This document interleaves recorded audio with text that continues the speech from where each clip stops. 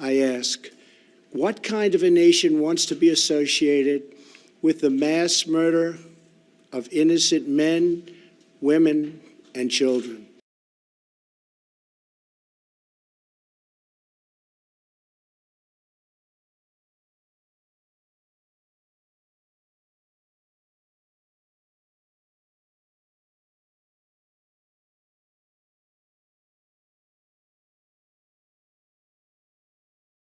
So tell us, from your view, what did you basically experience as Katrina came through?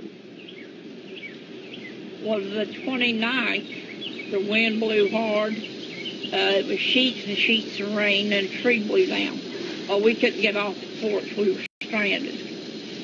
So about the first night we were there, I'm hearing all these things go off on the levee, and I looked at the levee. I said, what are they doing, shooting off firecrackers? He said, no, blowing up the levee. So you actually heard the explosion? Heard and saw.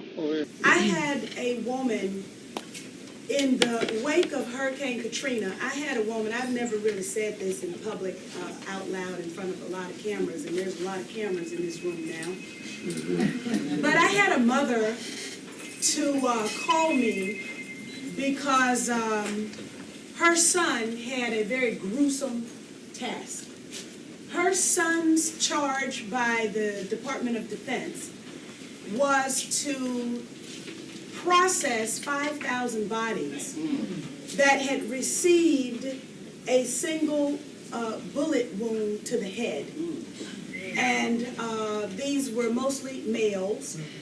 And her son was afraid to talk because he had signed a silence agreement. So he only complained to his mother. But the data about these individuals was entered into a Pentagon computer. And then reportedly, the bodies were dumped in a swamp in Louisiana. This is as a result of the tragedy of Hurricane Katrina. Now, I have and I have verification from insiders who wish to remain anonymous at the Red Cross that this is true. I suspect that these were prisoners. And so, you know, this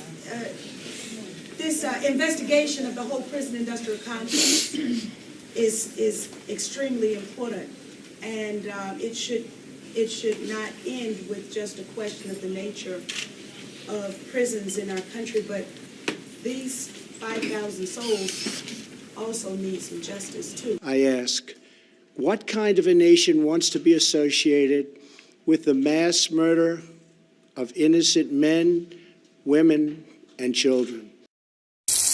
Once again, I am videotaping the water in Flint, Michigan, located in the 48504 area code at my daughter's house. I come here on a regular basis to see my grandchildren and great-grandchildren, and this is what is coming out of the tap. Today is November the 7th, Saturday, November 7th, 2015. This is a clear cup that I just poured it in. And as you can see, that's what it looks like. I ask, what kind of a nation wants to be associated with the mass murder of innocent men, women, and children? Video from the presidential palace shows the moment the magnitude 7 quake hit. Watch as people run for their lives as the building crumbles around them.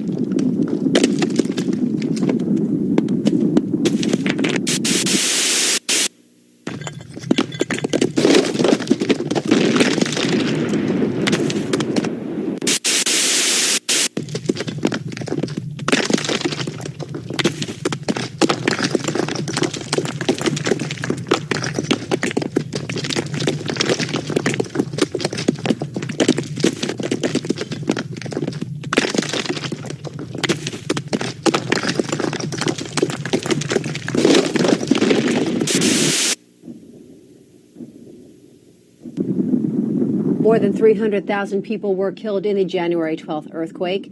Humanitarian efforts are still underway in Haiti as aid workers struggle to care for the 1.5 million people left homeless by the quake. Clinton, if you don't understand geopolitics, this is the video for you. We're going to explain everything that you need to know about what Hillary Clinton and the Clinton family did to Haiti. I'm here joined by Joseph. Joseph, can you explain to us why is the Haitian community mad at Hillary Clinton? Well, we have every reason to be mad because the Clintons have destroyed Haiti for the decades. And, you know, they pretend to be our friends when in reality they are our #1 enemies. You know, there are some other people who clearly behave like they don't like us. So it's easy for us to protect ourselves against them because we know they are our enemies. But the Clintons are even more dangerous because they pretend to be our friends when in reality they're destroying Haiti. Because I heard that the Clinton Foundation and all these other organizations gave over $6 billion to Haiti for the relief effort, especially during the kind of natural disasters that you guys have gone through. Is that true? No, it's more than true. The money is much more than $6 billion. You see, after the earthquake, countries around the world donate billions of dollars. The amount was much larger than $6 billion. And Bill Clinton was in charge of the money. And not only people around the world, but also American celebrities donate a lot of larger money to rebuild Haiti. And hundreds of homes were destroyed after the earthquake. And if you can believe, the people are still living under tents. That's unacceptable. And not only they held the money, they kept the money, but Haiti had enough resources for them to be very comfortable. Haiti have oil, more oil than Venezuela. Nobody's talking about. Haiti have gold. We have one of the largest gold mine in the Caribbean. So, and they let the world, nobody's saying anything about our goals. Yeah. And who do you think is in charge of our goal right now? The contract. Yeah. Tony Rodham, Hillary Clinton's brother. Wow. He's got a 26 years contract. And then also Haiti we used to produce our own rice. We didn't have to buy rice overseas. Bill Clinton destroyed our rice so his brother can sell the rice from Arkansas. Yeah, wow. So they're doing a lot of things. Right now, if there's a millionaire or a billionaire who wants to do business in Haiti, they cannot do anything unless they check with the Clintons. The Clintons are the one who's running Haiti. Yeah. And we are living in the 21st century. We are the first black people who liberate ourselves from the French rule. We fought 3 empires, the British, the Spanish, the French. So it's unacceptable for us to be occupied right now. They dropping disease in Haiti. They stealing our money. They stealing our resources. So we are out here, we are outraged for the crimes of the Clintons. I ask, what kind of a nation wants to be associated with the mass murder of innocent men, women, and children? Drone expert, these are going to be unarmed surveillance drones, is my understanding. Talk us through their role and what they can do. Well, essentially, you've said what they can do. They can fly at different levels, like 30,000 feet or 10,000 feet, and they've got very, very high-resolution cameras. They also have infrared sensing, so they can detect heat, and they can look and find out who's around and what they're doing. So but they can't is it possible to hide from them? Can you shield yourself from them? Can you use the terrain to hide from them? You could hide inside a building, for instance, and then it can use infrared detection to detect you, but it won't know who you are. It won't be able to identify you unless someone's seen you going into the building. And in fact, this is the reason why several mistakes have been made, because intelligence has said who's in the building has turned out not to be the person in the building, but yet they've detected their heat signature and attacked it anyway. So it is possible to hide, yes. You can even hide from heat seeking as well if you want. If you buy a tin foil, you can get this kind of aluminum sheet that's lined, and you can hide in underneath that. You can hide in tinfoil. Your heat signature. I mean, that's fascinating because, of course, the Pentagon has said that these drones could potentially be armed. The ones coming out of the Niger base, and presumably they'd be used to target fighters in the same way that we've seen drones used in Afghanistan and Pakistan. Yeah, well, that's very worrying. But it depends on who's using them as well. I'm not sure who's going to be using them. I mean, most of the attacks in Somalia and the Yemen have been by the CIA, and that's not very good. And if it's the same people in Mali, that's pretty tragic, because they're expanding this kind of intelligence network all over Africa now. And really, there's nobody's at war in Africa at all. What you've got is a hunt for terrorists. And some human rights lawyers, quite a few of them now, are saying that this is not the laws of war. This is actually human rights law, and what we're doing is actually murder. And the CIA are civilians. So it depends on who's using the weapons and what they're using them for. This operation supports the long-term strategic partnership between the United States and Niger, as well as the ongoing effort to counter violent extremism throughout the region. All in the name of the war on terror. Since 9/11, the Pentagon has been hell-bent on dropping bombs from UAVs on Afghanistan, Yemen, Pakistan, Somalia. The lineup goes on, really. But for civilians in those countries, a distant buzz up in the sky can be a death warrant. In fact, US drones have slaughtered some 1,500 civilians, according to an estimate by the Bureau of Investigative Journalism. And the figure shouldn't really come as much of a surprise to anyone who's seen what has been among the drone's targets.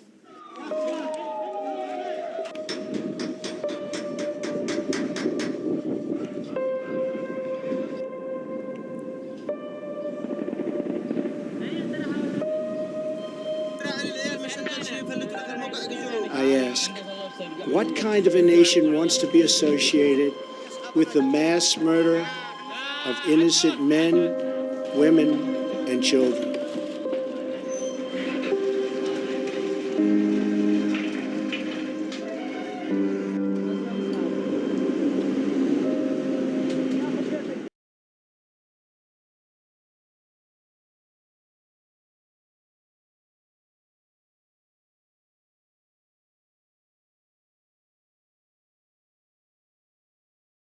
Decided, they were going to fire rounds. According to them, they fired over 10,000 rounds of bullets in there within the first 90 minutes. Moments later, seen high in the sky from this NBC video used later as evidence in court, a state police helicopter dropped a bomb on MOVE's headquarters, obliterating their row house and destroying 60 other homes in the inferno that followed. In the end, 11 members were killed, including MOVE's leader, John Africa, 5 other adults, and 5 children under the age of 13.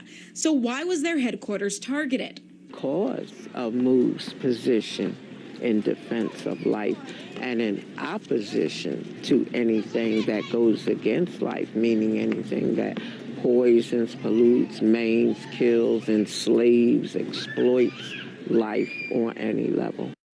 This system wants to exterminate us. They want to get rid of us because they don't have any intention. Those that are running this system have no intention of doing the right thing. I ask, what kind of a nation wants to be associated with the mass murder of innocent men, women, and children?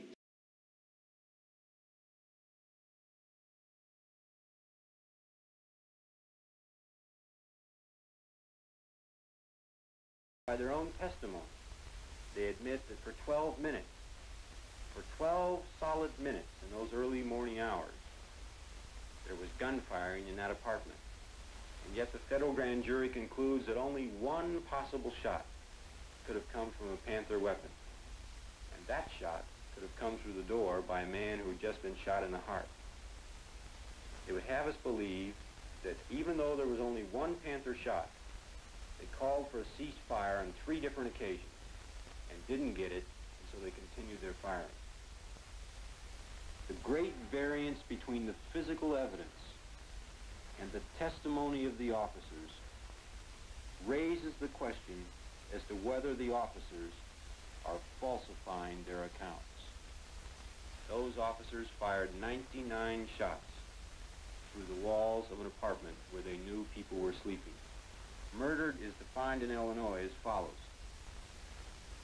A person who kills an individual without lawful justification commits murder if, in performing the acts which caused the death, he knows that such acts create a strong probability of death or great bodily harm to that individual or another.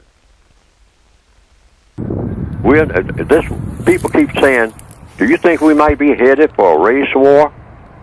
And my answer is a codified answer. We have always been in a race war. It's not any race war that's going to get started. This war has never been declared over. There's never even been a truce. This week, August the 10th, 2014, Dr. Hooker published the real findings. A 340% increased risk of autism in boys receiving the MMR on time compared with those receiving it later. 13 years and tens of thousands of children later. But as I've said, Dr. Montgomery and I were only partly right. The risk of autism from early MMR vaccination was seen in black children, black boys. Those boys, for some reason, are at very high risk. Consistent with the CDC's own findings, the rate of autistic regression in black children is reported to be twice that in white children. Oh my God, I cannot believe we did what we did. Tuskegee Revisited. I ask, what kind of a nation wants to be associated with the mass murder of innocent men, women, and children?